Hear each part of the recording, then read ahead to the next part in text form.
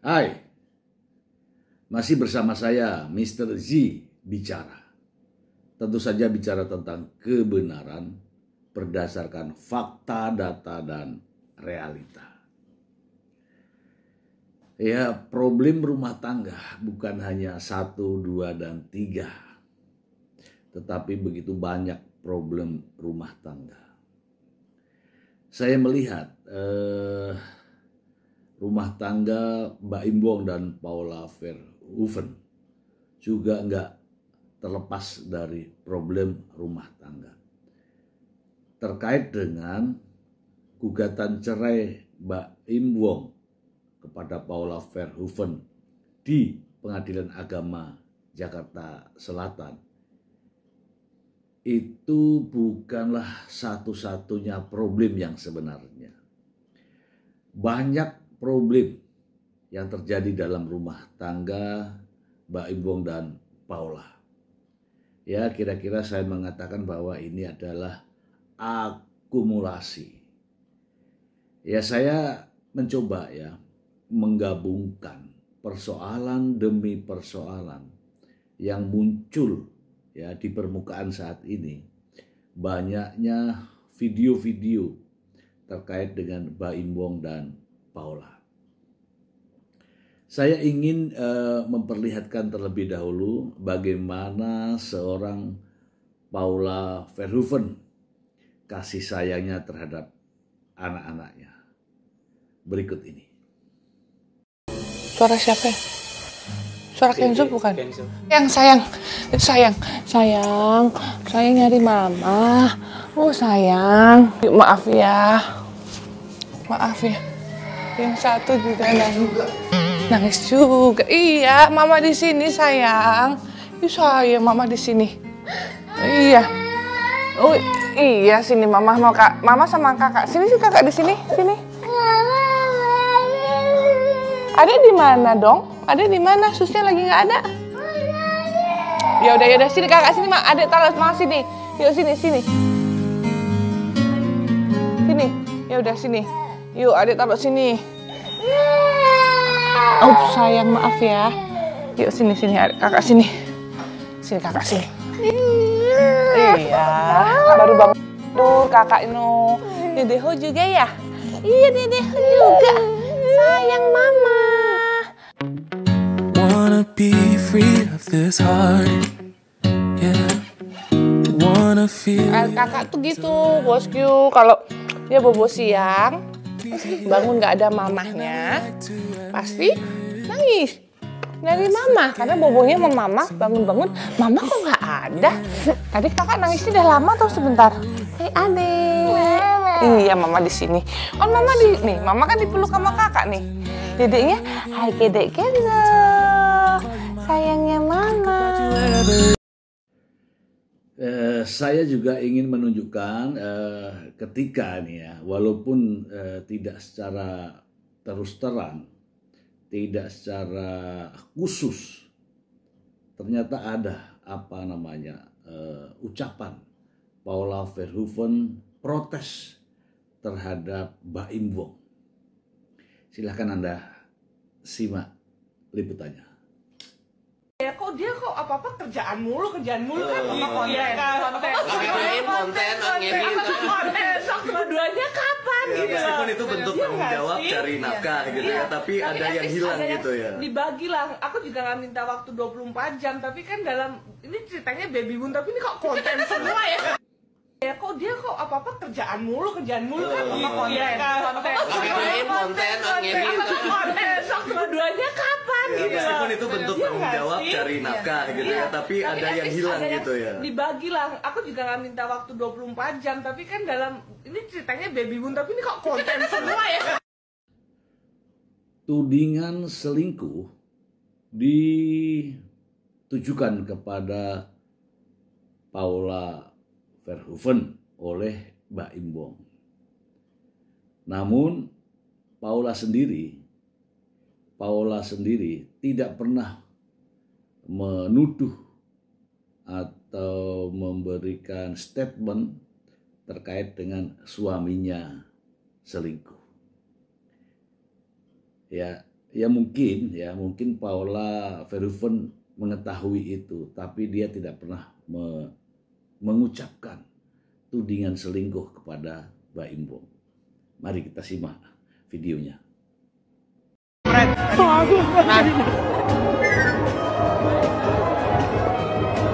Nah, lu nangis. Film pertama lo.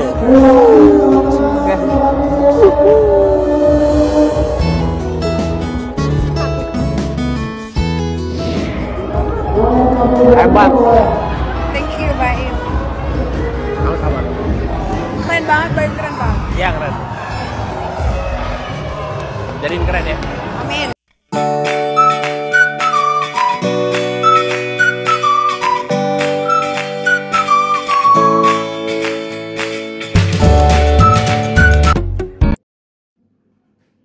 Tudingan selingkuh terhadap Paula Verhoeven dilontarkan langsung ya dari Mbak Imbong ketika konferensi pers, dan terlihat ya di situ bahwa Mbak Imbong terlihat sedih dan menangis, ya merasa hatinya tersakiti dan seterusnya. Mari kita simak terlebih dahulu videonya. Terserah, apapun yang kalian mau bicara mengenai saya nggak ada masalah sama sekali. Saya tahan semuanya selama berita itu ada ya. Mau saya dibilang pelit, mau saya dibilang beda-beda dia sama orang lain, mau apapun itu saya nggak apa-apa. Saya cuma mikirin anak saya doang. Saya nggak mau mereka itu tahu masalah ini. Cuma sama kesini itu semua ketidakjujuran itu ada terus dan tambah. Saya yang nggak ini sendiri ya, maksudnya nggak percaya. Saya tuh mau menyelesaikan secara baik-baik, cuma nggak bisa. Kalaupun saya maaf ya, kalaupun saya bicara yang mau cari panggung, itu adalah momen saya ketika kejadian itu ada. Saya kasih tahu aja sama kalian semua. Saya mungkin dipuja-puja sama semua orang ya. Apalagi kalian ada yang bilang juga kalau saya tidak setuju kalau dia itu pakai hijab. Malah saya mau dia pakai hijab. Pakainya hijab dia itu berbarengan bulannya dengan permasalahan ini. Saya itu juga cuma berdoa mudah-mudahan dapat hidayah, mudah-mudahan kasih jalan yang benar, itu aja. Saya nggak mau ada dendam sama dia sebenarnya.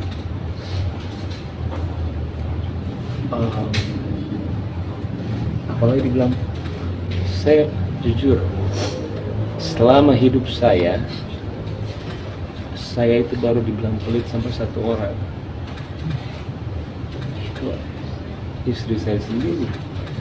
Saya juga sampai bingung, saya nggak pernah dibilang pelit sama orang seumur hidup saya. Kalau saya pelit, bagaimana mungkin saya menafkahi keluarga dia? Tanggungan itu ada di saya. Adiknya kita pekerjakan di sini. Adiknya satu lagi juga saya menyiasati untuk buat YouTube tanpa saya mengambil uangnya sama sekali. Saya lebih kayak menjadikan, ayo berarti orang tuanya pun tiap bulan saya kasih melebihi dengan orang tua saya. Kalau kalian mau tahu semua di sini, uang saya itu masuk perusahaan.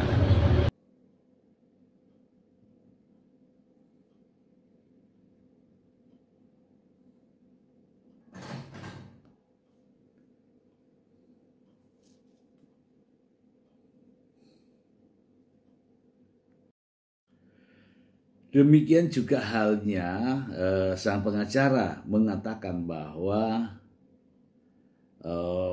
sebagai Mbak Imbong, dia melihat bahwa begitu kuat Bahkan mengatakan bahwa Baim Bong sebenarnya merasa sakit yang paling sakit. Ini kata pengacara. Sekali lagi ya, ini kata pengacara. Mari kita lihat videonya berikut ini.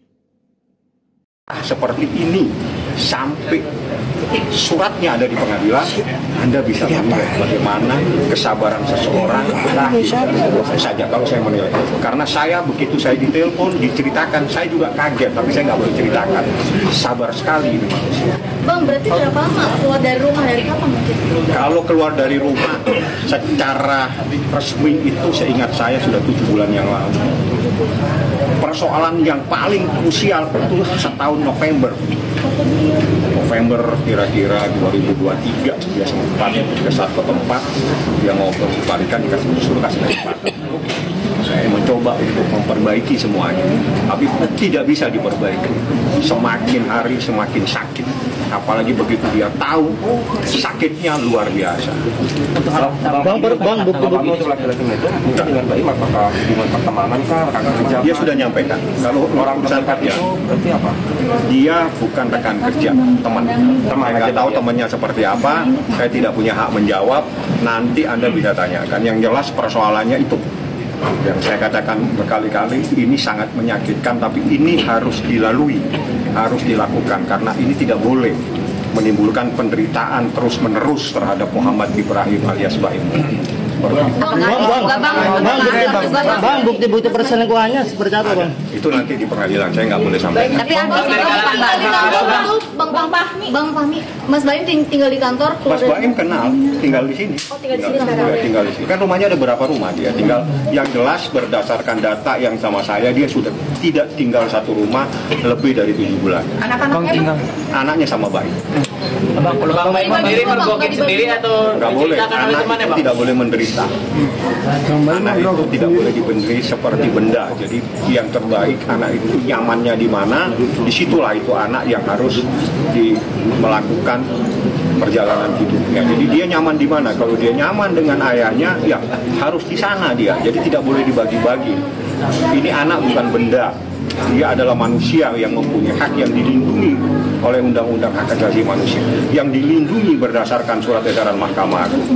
Jadi anak ini yang nyaman dia di mana, di situ dia harus menjalani kehidupannya. Itu pun berdasarkan Undang-Undang Peradilan Anak. Bang melihat sendiri, Bang melihat sendiri perselingkuhannya atau kalau seorang laki-laki mengajukan ke pengadilan, Anda bisa bayangkan.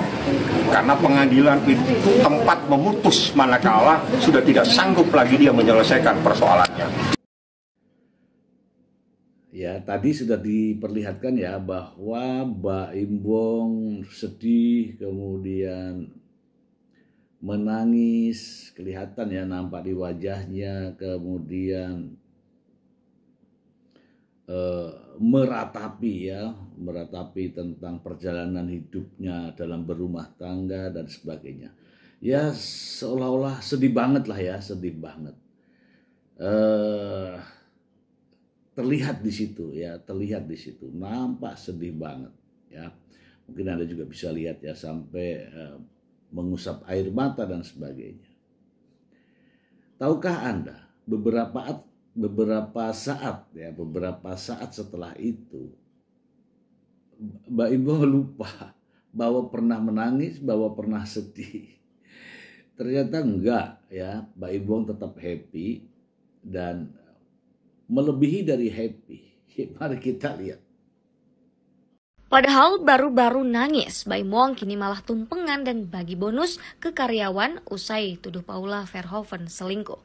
Momen itu terlihat pada postingan Baim Bong yang memperlihatkan tengah mengadakan syukuran potong tumpengan pada Rabu 9 Oktober 2024. Momen itu sekaligus digelar terkait film terbarunya Lembayung yang berhasil mencapai 1,5 juta penonton. Tampak Baim Bong merayakan momen tersebut sembari membagi-bagikan bonus kepada karyawannya. Bahkan Baim bakal memberikan bonus kepada kru dan para pemain. Suami Paula Verhoeven tampak luar biasa semeringah hingga cingkrak-cingkrak saat mengumumkan soal hadiah tersebut pada anggota timnya. Alih-alih ikut senang dengan pencapaian film baru Baim, unggahan Baim Bong itu ramai panen hujatan. Tak sedikit pula yang menyinggung Baim yang sempat muncul membongkar aib istrinya kini tampak bahagia.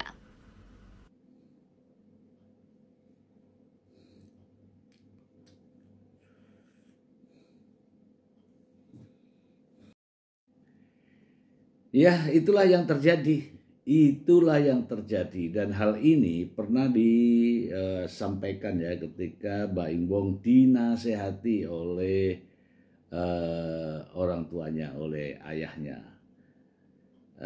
Mari kita simak nasihat untuk Baim Wong dari ayahnya berikut ini. Dari dulu begitu, itu sifat itu. Makanya nggak introspeksinya balik lagi merenung lagi. Satu mesti ada yang ngalah. Untuk menang ngalah dulu, tapi ntar kalau udah suasananya damai dibilangin sebetulnya itu saya ngalah waktu itu sama kamu tuh nggak boleh. Nah, boleh gitu. Oh iya dong. Bilangin itu ngalah gitu. Oh, iya dong. Dan nggak boleh egois. Itu salah. Egois dalam arti mendengarkan nggak dengerin dong dari semua orang. Ya, semua orang di kan yang papa bilang itu bukan apa-apa. Kalau istri itu nggak usah didengerin, ditanya, dia seneng. Dihargai. Ya, itu penting. Tapi kalau dia belum sesuai apa yang kita mau? Hah? Ya diajak ngomong. Diajak ngomong yang kita mau gitu. Makanya ada saling asih itu kan gitu, saling tukar. Kan kamu kan pola mainnya berdua terus. Di mana-mana kan berdua terus itu. Maksudnya kan sehati gitu ya. Dan jangan dia tersakiti gitu. Jadi dia kayak dizolimi gitu kan. Jangan.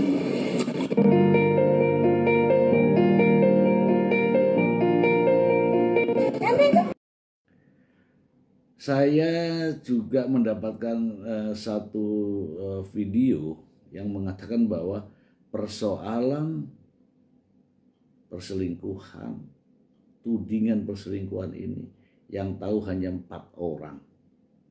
Siapa saja?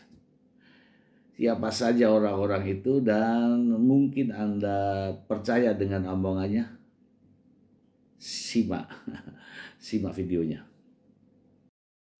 Nggak mau jogging Paula, malah kemarin saya tantang Niko lo keluar ya, Niko lo keluar karena gue kasihan lihat Paula. Kalau gue ketemu Paula, gue ceramain juga baik-baik kok. Kasihan Paula itu kan kelihatan mukanya kayak orang linglung kan, banyak masalah gitu. Jadi ya sampai sekarang gue nggak pernah ketemu Baim. Ya itu tadi Baim mau ngasih 1M, gue tolak langsung, nggak usah begini. Itu dari telepon dan WhatsApp. Yang tahu di balik layar ini cuma 4 orang, Satria Mulia, Vista Putri, Nikmir, sama Wulan Guritno. Kalau yang lain itu ngarang-ngarang cerita, ngadi-ngadi itu. Cuman 4 orang ini yang tahu. Saya mendapatkan sebuah postingan atau video yang menggambarkan ketika tour de home, tour di rumah Baim Wong. Benar atau tidak, namun dari judulnya ini sedang tur di rumah Baim Wong dan tiba-tiba ada suasana yang tidak nyaman. Ya, mari kita simak ada apa ini sebenarnya. Berikut ini. Jadi semua orang bisa ikut, ada barcode-nya. Di scan tuh barcode-nya, Cek ya. Aku adalah asli. Kita semua.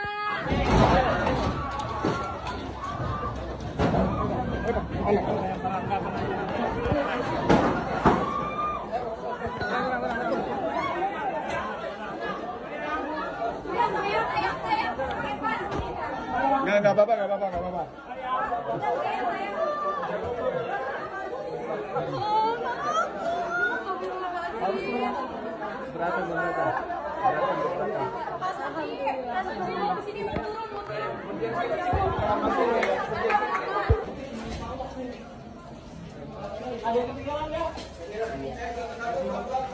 Oke, tahan dulu.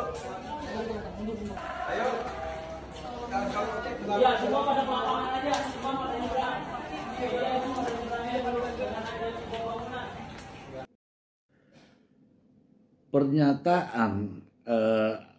Pernyataan bahwa aroma Mbak Imbong akan menceraikan Paula itu saya mendapatkan dari sebuah video yang datangnya justru dari Nikita Mirjani.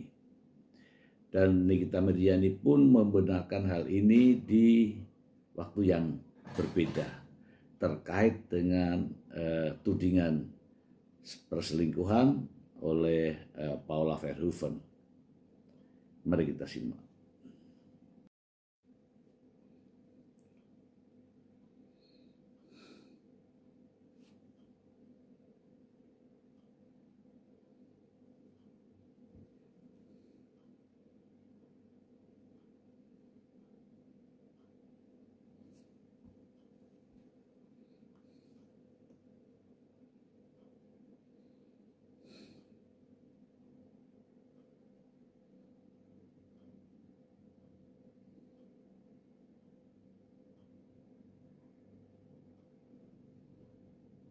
Gue memang dari dulu nggak pernah mau ikut campuri kalau urusan rumah tangga.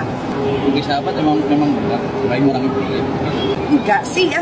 Kalau pelit mungkin ada beberapa yang namanya manusia kayak gue ada perhitungannya ada. Tapi kalau pelit sih enggak. Karena waktu kemarin anak gue ulang tahun aja kan dia ada tempat di Lipo Karawaci. Gue nggak disuruh bayar tuh. Padahal gue nggak minta dibayarin. Selain itu mungkin pernah dikasih kado atau apa gitu hadiah? Enggak, tapi kalau sifat manusia semua pasti perhitungannya tuh ada. Kalau pelit sih kayaknya enggak ya. Apalagi kan Mbak Im bukan orang yang nggak punya uang gitu, uangnya ada. Jadi gue rasa kalau pelit sih enggak. Kalau itu memang gue diceritain. Jadi memang sahabatnya itu teman baiknya, memang tinggal di rumahnya waktu itu dengan alasan katanya rumahnya lagi direnovasi. Akhirnya tinggallah di rumahnya gitu. Akhirnya ya begitulah ya. Nah, teman-teman, saya berkesimpulan bahwa persoalan tudingan selingkuh dengan sosok pria yang berinisial N, benar atau tidak, ya saya yakin juga itu tidak benar. Tetapi bukan itu saja yang menjadi alasan atau menjadi dasar Mbak Imbong berbuat semacam ini. Ada beberapa adegan-adegan yang lain sehingga rumah tangga ini sepertinya sudah lama mengalami guncangan. Dan saya tahu persis Paula Verhoeven memperjuangkan agar rumah tangganya itu tidak retak begitu ya, tidak retak. Namun ya kemampuan Paula Verhoeven ya, karena Paula Verhoeven sendiri sempat konsultasi kepada seorang pengacara dan ingin mempertahankan pernikahannya, tapi rupanya berbeda makna dari apa yang dilakukan oleh Mbak Imbong kepada Paula Verhoeven. Dan beginilah jadinya. Saya yakin Paula tidak lebih dari Mbak Im. Sama sebenarnya, hanya karena dia seorang wanita maka mencoba untuk memperbaiki rumah tangga. Berbeda dengan Mbak Im, karena dengan seorang pria yang memiliki ego yang berbeda sehingga dia mengambil keputusan untuk mengakhiri rumah tangganya. Itu sih persoalan ini yang terjadi di rumah tangga Mbak Imbong dan Paula Verhoeven. Nanti ya saya akan ulas ini logis ya, terkait dengan mengapa Mbak Imbong menuntut hak asuh anak. Ini sensitif sekali teman-teman. Saya ada beberapa ulasan. Namun kita simak saja ulasan saya terkait dengan hak asuh anak. Benar-benar sensitif. Semoga bermanfaat. Terima kasih.